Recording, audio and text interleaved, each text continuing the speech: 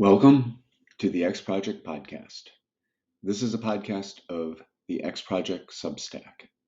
To subscribe, please go to thexproject.substack.com.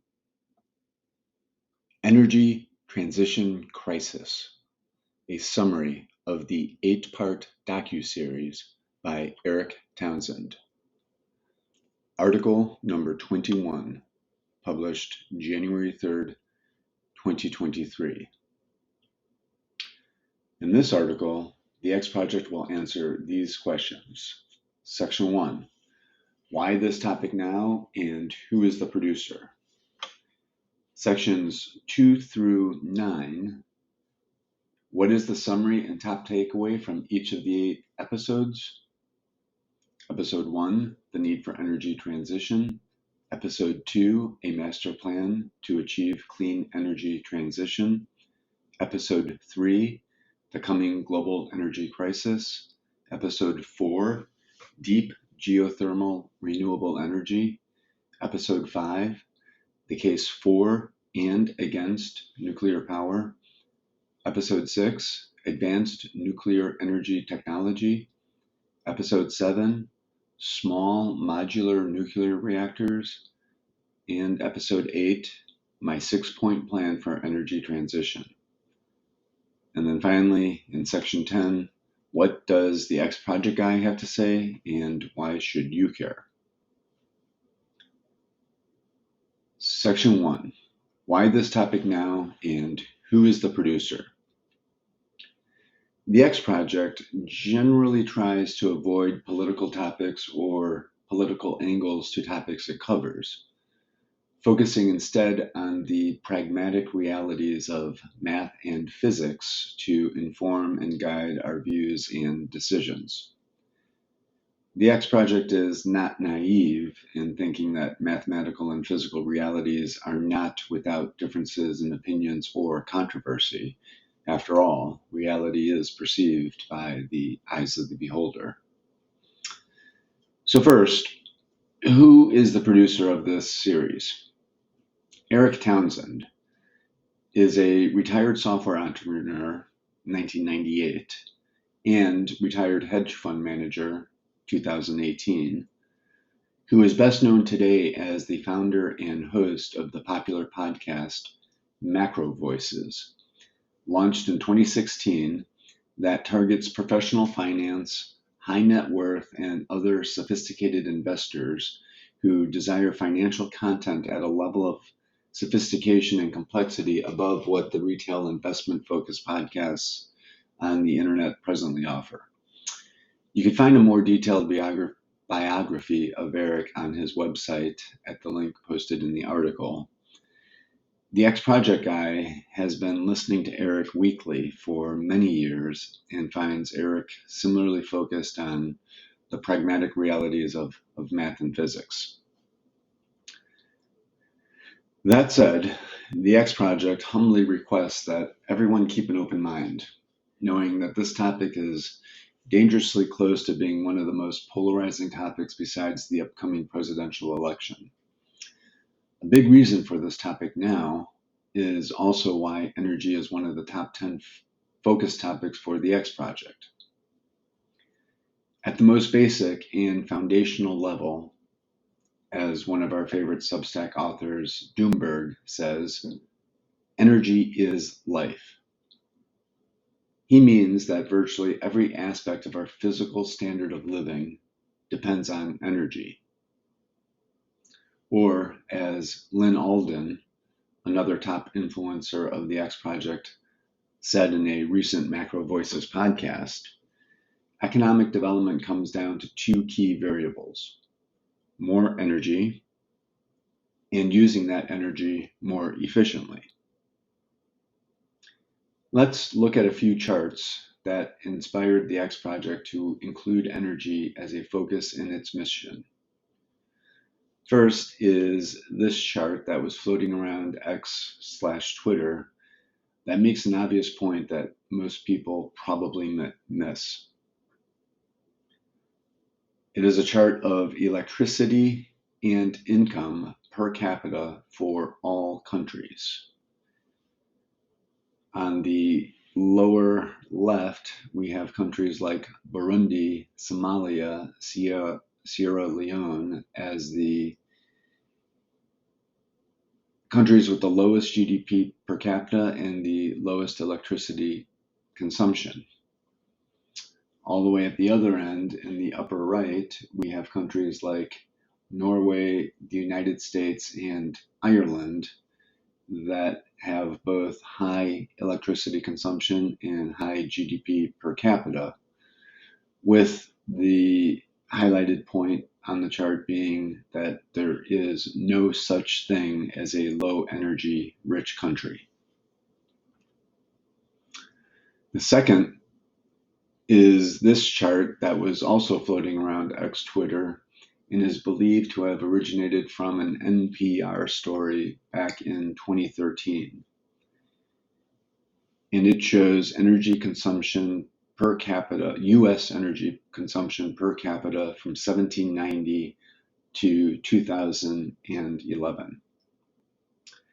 In this second chart, one can see the expansion of coal use in the mid-1800s, followed by the discovery and use of oil at the end of the 19th century, the Great Depression in the 1930s, and then a steady increase in energy consumption per capita up until the 1970s, at which point energy use per capita has chopped sideways to lower. This brings us to the third chart, courtesy of Mike Green at Simplify Asset Management, which came from his Substack article titled, "Is the Age of Deprivation Coming to a Close?" It too shows US energy consumption per capita from 1950 through 2020, and it shows two lines. One is the trajectory extending from the pace of increasing energy consumption per capita from 1950 through the mid-1970s versus the actual, and notes that the gap today between the prior trajectory and where we currently are is equivalent to 12 and a half hours of private jet flight per year, or 1,500 hours of passenger travel on a Boeing 787, or going to the moon and back twice. This chart explains so much that it is hard to know where to begin. To quote Mike directly, quote, "This is the key story of our lifetimes. It's why housing is unaffordable, why medical care is expensive, and why many fear their children's lives will be worse than their own. As noted in the Founders Fund manifesto, quote, the correlation between wealth and energy use is extremely high, and whichever direction the causality runs, a future world of greater material comfort is going to be one that uses more energy," end quote. By extension, a world in which less energy is used per capita is a world of less material comfort, end quote. Mike's article was written to build upon the messages and theses in Eric's Energy Transition Crisis docuseries that Mike encourages everyone to watch. Mike's summary of his article is as follows. Number one, there is a strong correlation between wealth and energy use. A future with greater material comfort will inevitably require more energy consumption.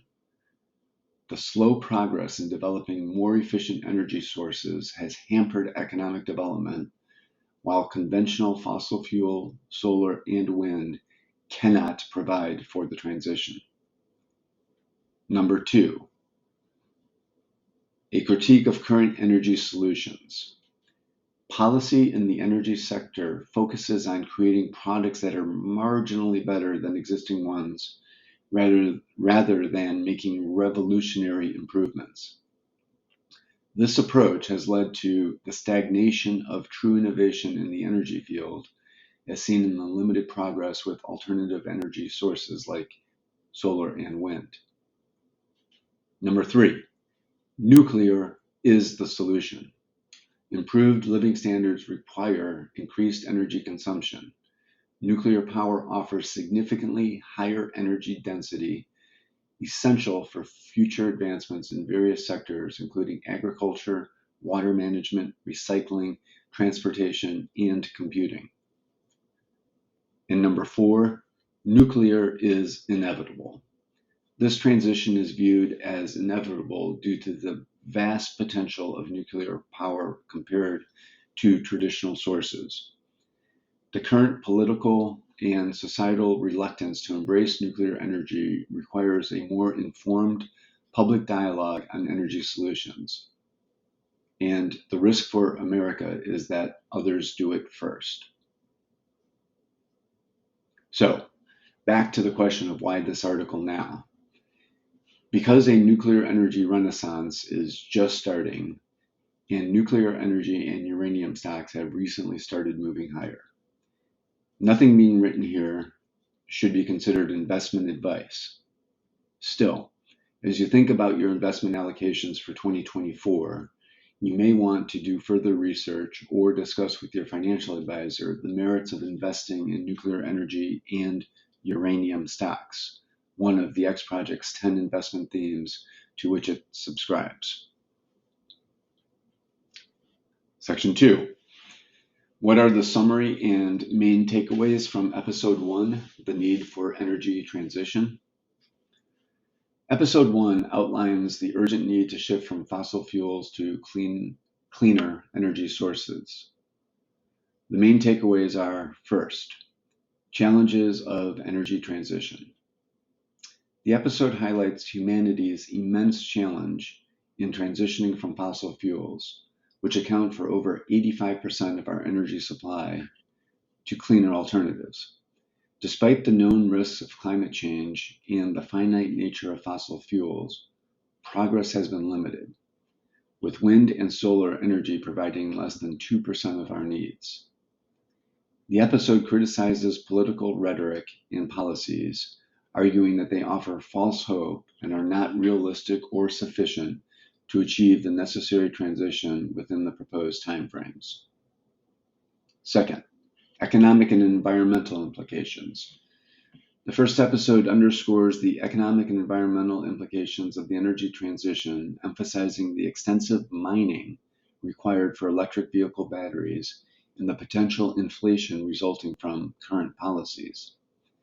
The anticipated global energy crisis, predicted to occur in the mid-2020s, is attributed to ill-conceived climate policies and lack of realistic, actionable solutions. The episode suggests that current approaches are more about winning votes than making real progress in reducing dependence on fossil fuels. And third, energy and complexity of the transition. The first episode conveys a sense of urgency for the energy transition, driven not only by climate change, but also by the concept of, quote, peak cheap oil, end quote. It stresses that the remaining oil reserves will become increasingly expensive to extract, potentially crippling the economy. The transition is a complex challenge, requiring significant technological advancements and realistic solutions beyond what is currently being discussed in political and public forums. In summary, the episode asserts that the energy transition is crucial and urgent, but current efforts are insufficient and misguided. It calls for a more realistic, comprehensive approach to address this challenge. Section 3.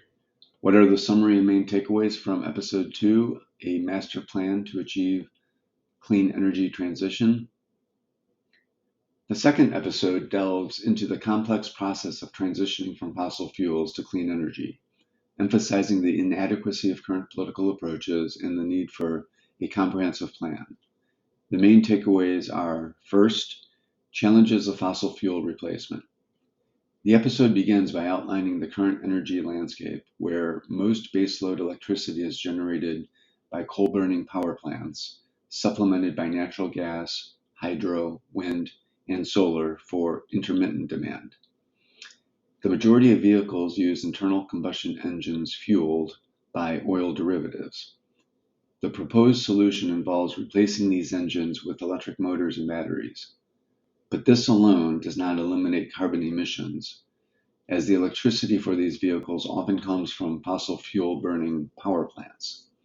The challenge is to replace all fossil fuel burning power stations with clean energy sources, which is a monumental task given the current reliance on coal, natural gas, and oil. Second, the inadequacy of wind and solar alone. The episode criticizes overemphasizing wind and solar energy as the sole solution to the energy crisis.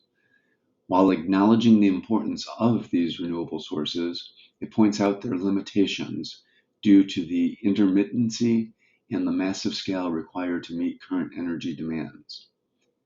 It highlights the need for a more realistic approach that includes a mix of different clean energy sources capable of providing both baseload and intermittent power. The series emphasizes the urgent need to develop and scale up these technologies, including hydrogen and ammonia liquid fuels for applications where batteries are insufficient. Third, the infrastructure and economic challenges. The transition to clean energy requires new power plants and a complete overhaul of the existing electric grid, which are already strained in many countries. This task is immense and expensive, and current political narratives often ignore these challenges. Additionally, the episode discusses the environmental and economic impacts of mining the necessary materials for electric vehicles and clean energy infrastructure, highlighting the need for clean mining practices and recycling. It also raises concerns about greenflation, the economic inflation caused by climate and environmental policies, and the need to carefully manage this transition to avoid exacerbating socioeconomic inequalities. In summary, the episode advocates for a realistic and comprehensive approach to the clean energy transition that acknowledges the challenges and goes beyond simplistic solution. It calls for significant technological advancements, infrastructure upgrades, and a mix of energy sources to replace fossil fuels effectively. Section 4. What are the summary and main takeaways from Episode 3, The Coming Global Energy Crisis? Episode 3 focuses on the impending energy crisis predicted to occur in the mid-2020s and its implications for the energy transition. The main takeaways are: first, the prediction of a global energy crisis. The episode opens with a prediction that a global energy crisis will occur in the mid-2020s, caused primarily by well-intentioned but poorly conceived climate policies. This crisis is expected to lead to skyrocketing energy prices and cripple the global economy. The episode emphasizes that the crisis will make energy policy more politicized and controversial, as climate skeptics will likely blame climate policy for the economic damage caused by the energy crisis. This in turn carries the risk of derailing the entire energy transition away from fossil fuels. Second, roots of the crisis and the need for realistic transition plans. The episode discusses the roots of the coming crisis, which lie in the public's frustration with the slow progress on energy transition and the continued reliance on fossil fuels. It highlights the necessity of breaking our fossil fuel addiction, humanity's most significant challenge in the 21st century. However, it criticizes the Just Stop Oil movement, stating that this approach will cause the predicted energy crisis. The episode stresses that the focus should be building enough clean energy supply to meet our needs without fossil fuels rather than stopping oil use abruptly. Third, economic and environmental challenges. The episode delves into the economic and environmental challenges of the energy transition, including the impact of reduced energy consumption on the economy and the need for investment in oil and gas projects to maintain current supply levels. It points out that investment in oil and gas has been practically criminalized due to activism and ESG, or environmental social governance, trends, leading to insufficient investment to maintain current oil production capacity. This, combined with the exhaustion of OPEC's spare production capacity and strategic petroleum reserves at low levels, sets the stage for the impending energy crisis. In summary, the episode argues that the global energy crisis is inevitable due to current policies and activism. It advocates for a more balanced approach, focusing on building clean energy infrastructure while maintaining necessary oil and gas investments to ensure a smooth transition.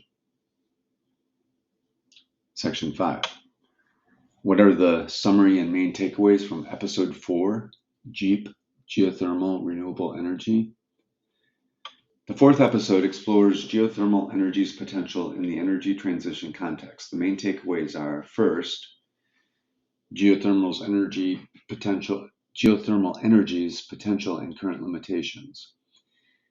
The episode emphasizes that geothermal energy, though currently the least practical and economical of the primary renewable energy sources, holds significant potential. It could leapfrog wind, solar, and hydropower to become the best baseload power source for replacing fossil fuels. The episode outlines the need to build significant new clean electric generation capacity by 2050, highlighting that no more than 35% could come from wind and solar due to their intermittent nature. The remainder would require a baseload supply, a gap that geothermal energy could fill. However, the current technological development of geothermal energy is insufficient to meet those needs. Secondly, technological challenges and the oil and gas industry's role. The second episode, the fourth episode, discusses the technological challenges in harnessing geothermal energy, particularly the need to drill deep enough to access the Earth's heat. The episode suggests repurposing oil and gas industry technologies like drilling and fracking for geothermal energy extraction. It proposes a dual mandate for the oil and gas industry: continue producing fossil fuels as necessary while evolving into the clean geothermal electricity industry of the future. This approach could leverage the industry's expertise in drilling to revolutionize geothermal energy and make it economically viable at a larger scale. And third, vision for a geothermal power future. The episode envisions a future where technological breakthroughs in drilling could make geothermal energy an economically attractive option for baseload power generation. If the oil and gas industry focuses on developing geothermal well drilling, it could lead to significant progress in making geothermal energy viable. The episode concludes that while supercritical geothermal energy isn't currently feasible, the potential for breakthroughs in drilling technology make it a promising solution for the energy transition. In summary, Episode 4 presents GEEP, geothermal energy, as a potentially game-changing renewable energy source. It emphasizes the need for technological advancements in drilling. It proposes leveraging the oil and gas industry's expertise to overcome current limitations and make geothermal energy a viable and significant contributor to the global energy mix. Section 6.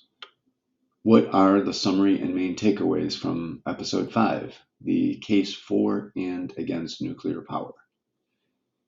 The fifth episode of the docuseries comprehensively analyzes the advantages and challenges of nuclear energy and transitioning to clean energy sources. The main takeaways are: first, advantages of nuclear energy. The episode asserts that nuclear power is the only source capable of realistically providing the large-scale baseload clean electricity needed by 2050, especially given the limitations of wind and solar power due to their intermittency. It highlights nuclear energy's operational safety record, pointing out that its safety and health risks are significantly lower than fossil fuels. Furthermore, the episode argues that nuclear power offers the lowest operational cost for baseload electricity generation, making it crucial for a successful energy transition. Second, challenges in public perception. Despite its benefits, nuclear energy faces significant public opposition, mainly due to concerns over operational safety risks like core meltdowns, weapons proliferation, and waste disposal. The episode acknowledges these concerns, but contends that technological advancements have largely addressed these issues. However, government bureaucracy and public sentiment have hindered the adoption of these advancements. It also addresses the misconception that civilian nuclear reactors contribute to nuclear weapon proliferation, clarifying that the enrichment levels for weapons-grade materials are significantly higher than those used in power generation. And third, need for technological and policy innovation. The episode emphasizes the need for innovation in nuclear technology and policy. It suggests leveraging existing technologies and expertise from the oil and gas industry to advance nuclear energy, particularly in drilling for deep geothermal energy as a complementary source.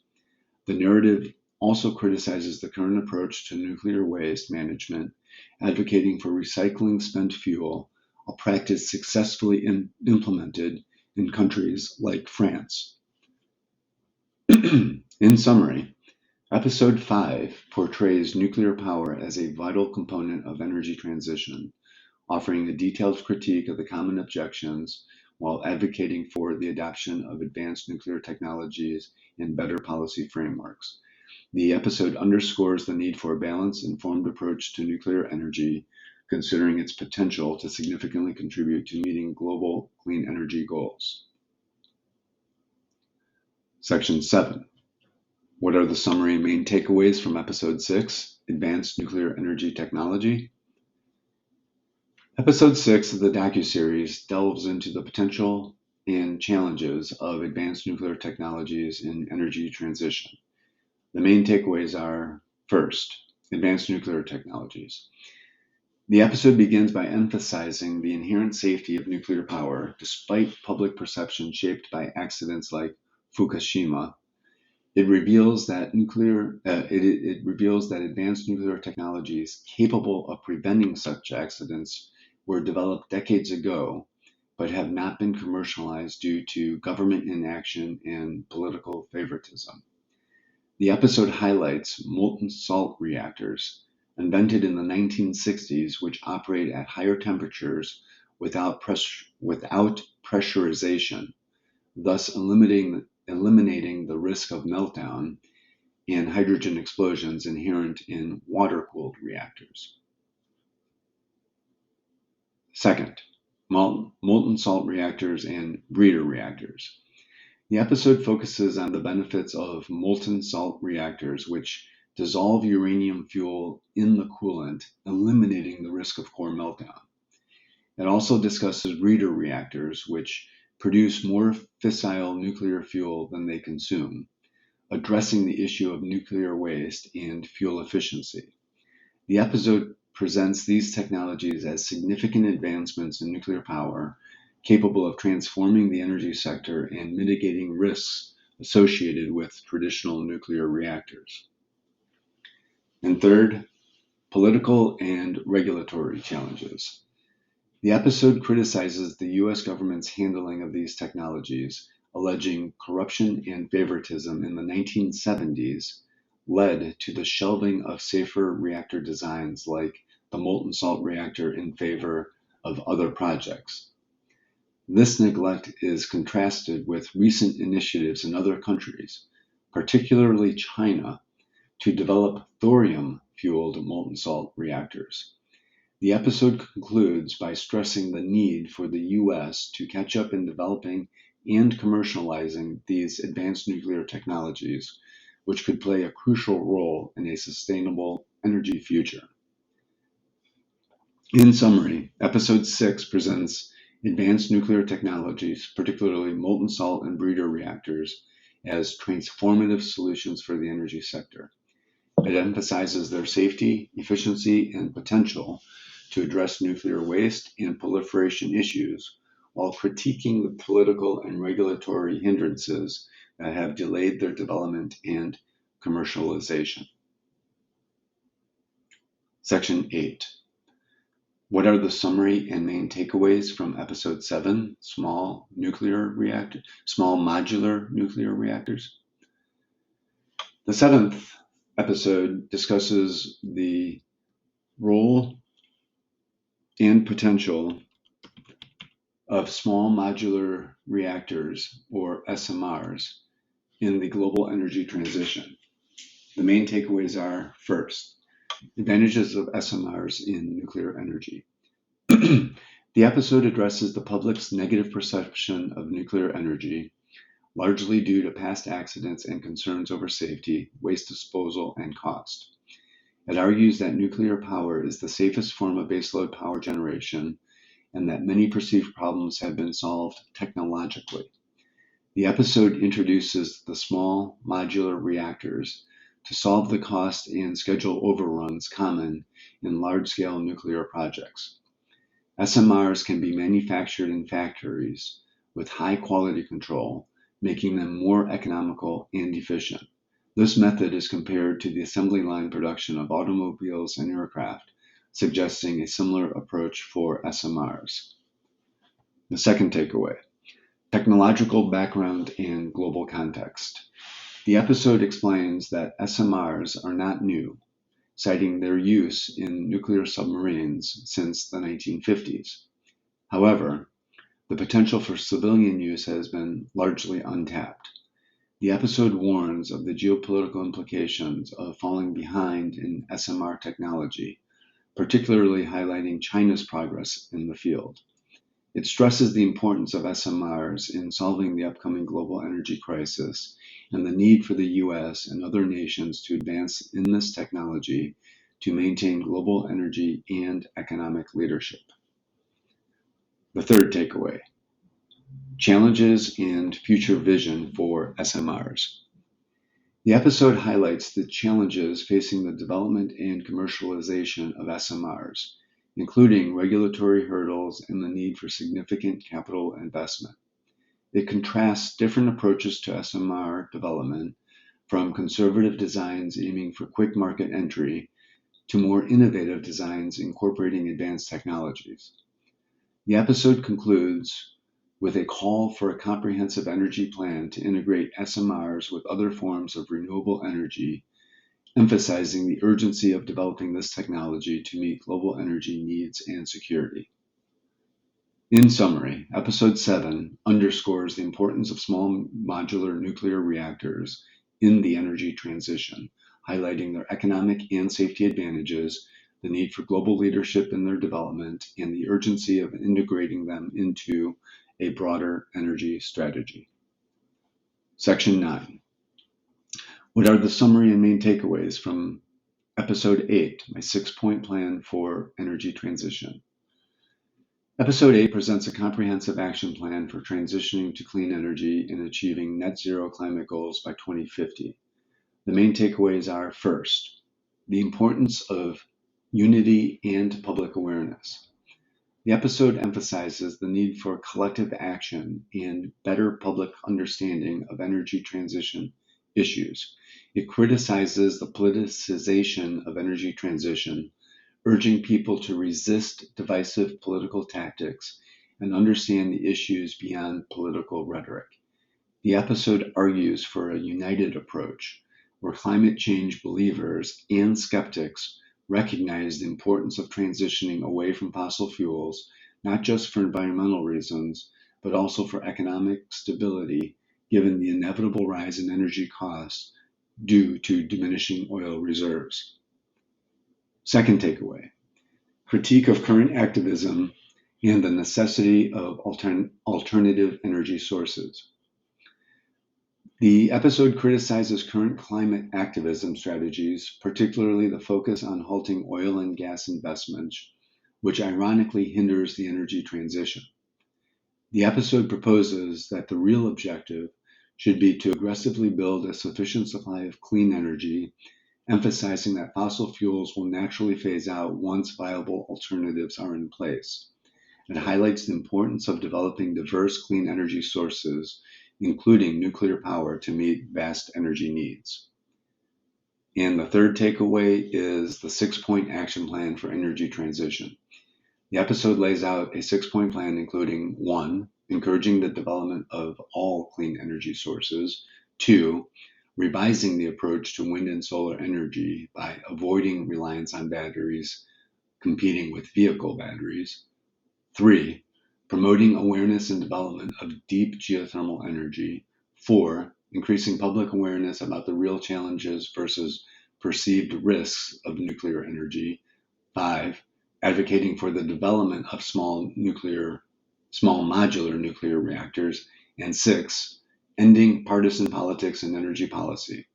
The plan aims to facilitate a realistic and comprehensive strategy for achieving energy transition by 2050.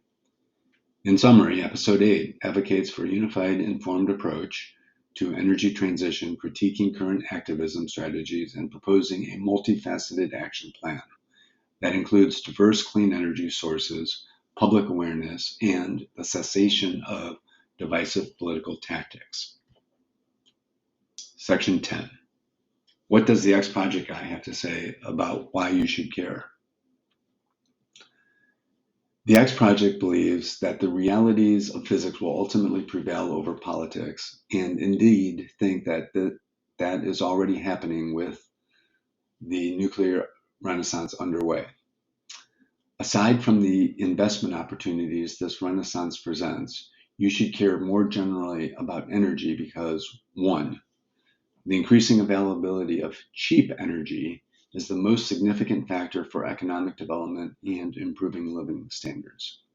2, because of the first point, energy is a major driver of geopolitics. As the supply of cheap energy relative to demand becomes more scarce, geopolitical activity that can adversely affect us will increase. 3, do you live in the United States or any other democratic country? If so, you are a voter who should be informed and ensure the politicians for whom you vote are likewise adequately informed to guide sensible policies regarding one of the most important subjects that have the greatest impact on our standard of living. The X Project is here to help inform you of what you need to know. Please help ensure the X Project's mission. Hit the heart icon indicating you like this article and podcast. Share this article and podcast, as well as prior articles and podcasts, with anyone and everyone you know and care about. Please consider a paid subscription. The paywall will go up in the next couple of weeks, restricting each new article's final sections to paid subscribers only. Through the end of January, all paid subscriptions come with a free 30-day trial, and you can cancel at any time. Every month, for the cost of 2 cups of coffee, the X Project will deliver 10 articles per month. That's $1 per article, helping you know in 1 to 2 hours of your time what you need to know about our changing world at the intersection of commodities, demographics, economics, energy, geopolitics, government debt and deficits, interest rates, markets, and money. If you see value in the articles and podcasts published so far and in the mission of the X Project, please be generous and aggressive in referring friends. Click the link to see the rewards where you can earn free paid subscriptions, as well as the link to use for making referrals. Thank you. This concludes the X Project's podcast number 21.